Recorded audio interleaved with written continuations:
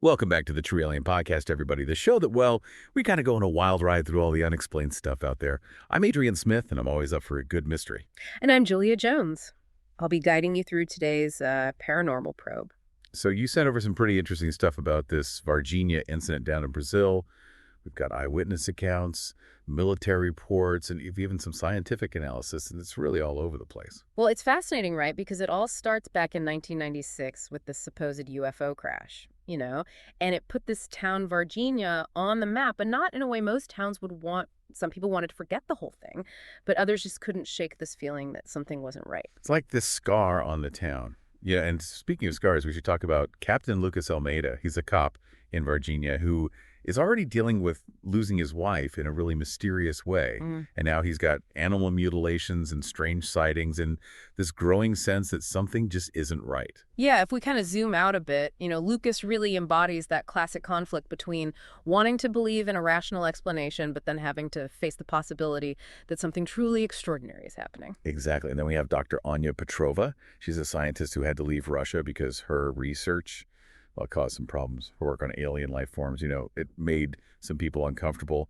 And now she's gotten this cryptic message, a plane ticket to Brazil, and this really creepy picture of a creature that just looks otherworldly. It's pulled her into the whole Varginha thing. That's an interesting point. Why would someone send her this information? What's their motive? It just adds another layer to all of this. Okay, so we've got a cop dealing with all this weird stuff, a scientist on the run from who knows who, and a tech-savvy teenager with a drone. Ah, yes, Mateo Silva. He was flying his drone around Varginha, probably just trying to get some cool footage when things started to get really strange.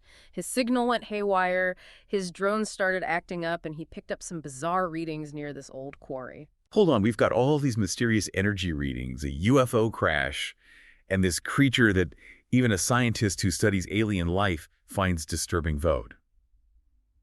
This is getting good. What's standing out to you so far?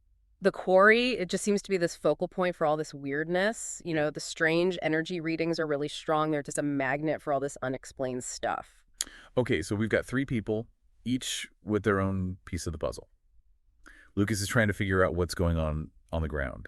Anya's dealing with the implications of her research, and Mateo's capturing all this crazy footage with his drone. What connects all of them? Well, let's find out. So we've got these three people, right, all on this collision course with the unknown, but they don't even know about each other yet. Just imagine Lucas, he's still trying to figure out what happened at the farm, and then you have Mateo, he's back at his computer digging into all the data from his drone, looking at those energy readings, the glitches, all those strange things near the quarry. He just can't shake this feeling that something big is going on. And that's where things get really interesting.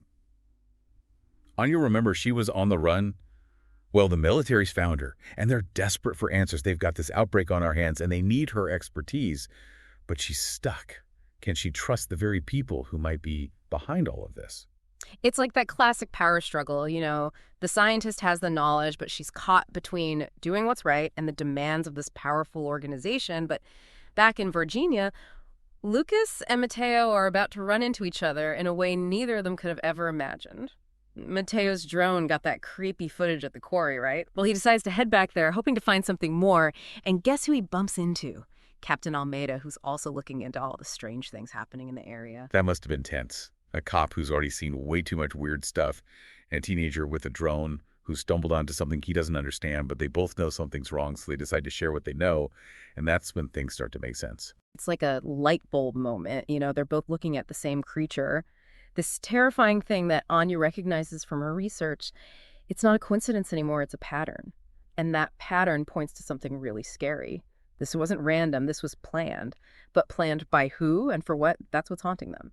And just when you think it can't get any weirder, the creatures come out of hiding. They're not just watching anymore, they're attacking. They're going after the people in town, changing them into these horrifying monsters. The whole town is in chaos. Everyone's fighting for their lives against something they don't understand. It's a classic horror movie scenario, but what makes it so captivating is the human element. Right. Lucas is driven by this need to protect his town. Anya's wrestling with the consequences of her scientific work, and Mateo, this young hacker, is suddenly living in a nightmare. They all have to face their fears head on and find the strength to fight back. But they're outnumbered, outgunned, and totally in over their heads. Where can they go? When even the military can't stop this outbreak, they head for the one place that offers a glimmer of hope.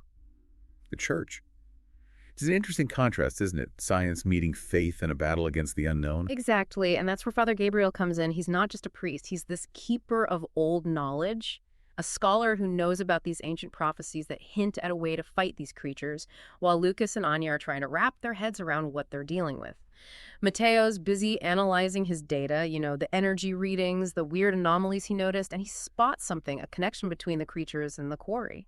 So the quarry is more than just a creepy old place. It's tied to the creatures, their energy, their abilities. Yeah. But how and what can they do with this information? Well, that's the big question. As the creatures close in on the church, our unlikely heroes have to make a choice: stay and fight or run for the quarry with nothing but their wits, their courage, and a tiny bit of hope that maybe, just maybe, they can turn this whole thing around. Okay, so last we left off, our heroes are trapped between this horde of mutated creatures and this desperate hope tied to the secrets of that old quarry. It's a race against time, a battle for survival. And the fate of Varginha hangs in the balance. A classic last stand, right? But what makes it so interesting is you have these three very different people, each representing something different about humanity, forced to work together, Lucas, he's the man of action. Anya, the scientist, and Mateo, the tech whiz, they're all pushed to their limits, but they find strength in their shared goal. And don't forget, Father Gabriel, right, the keeper of all that ancient knowledge, he becomes so important in this last part, guiding them with the wisdom of, generations past. He reminds them that sometimes the best weapon isn't a gun or some scientific formula, but the power of belief. Powerful message, especially now, right, when everything seems hopeless, but belief in what? That's the question hanging over them as they make their way through this town that's under attack, fighting off these mutated creatures. Their senses are overwhelmed, their hearts are pounding. They finally make it to the mine shaft, this huge opening leading down into the earth. And the air is thick with this weird energy. Mateo's readings are going crazy, confirming that whatever's controlling these things, it's down there. It's like a descent into the unknown, a journey into the heart of darkness. And you see this contrast between science and the supernatural, right? Anya, she's armed with her knowledge of chemistry and biology, trying to understand these creatures to find some weakness. And you have Father Gabriel holding his crucifix, reciting these old incantations, drawing strength from a faith that goes beyond the physical world. And Mateo, he's somewhere in between, using his tech skills to create distractions, to hack into the town's systems, hoping to find a way to disrupt the creature's energy. It's risky, but they're running out of time. Deeper into the mine shaft they go, the air gets colder, the darkness feels heavier, the tension builds with each step, and then they see it, the source of that strange energy. It's this grotesque thing, a mix of organic matter and alien technology pulsating with this evil energy. Anya tries to attack it with whatever weapons she could make, but they don't do much. Lucas fires his gun, but the bullets go right through it. They're outmatched. Their weapons are useless against this thing. Despair starts to set in. But then Mateo shouts out that he's tapped into the town's power grid. He's going to channel a surge of energy into the mine shaft, hoping to overload the creature to stop it from controlling the others. It's such a gamble. It could backfire in a big way. But as that energy surges through the mine shaft, something incredible happens. The creature screams in pain. It's flickering its control over the mutated townspeople, starts to weaken the glyphs on Father Gabriel's crucifix glow bright, and the walls of the mine shaft begin to crack. It's as if something's attacking the creature from the inside. Its energy is overwhelmed by a force it doesn't understand, and then with this earth-shattering roar, the ground collapses, swallowing the creature in this chasm that opens up beneath it. The chasm seals shut, the creature's gone, its control over the others is broken, and those mutated townspeople turn back to their human forms, confused and disoriented. Their memories of what happened are blurry and fragmented. It's an amazing victory.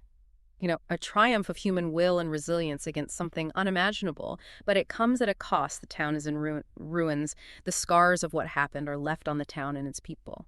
As the sun rises over Varginha, there's this sense of relief, of being thankful to have survived, but also this lingering unease. The chasm is a reminder that the danger might not be completely gone. That's a scar on the earth, a symbol of the forces out there that we just don't understand. So what can we learn from this terrifying story? What stood out to you?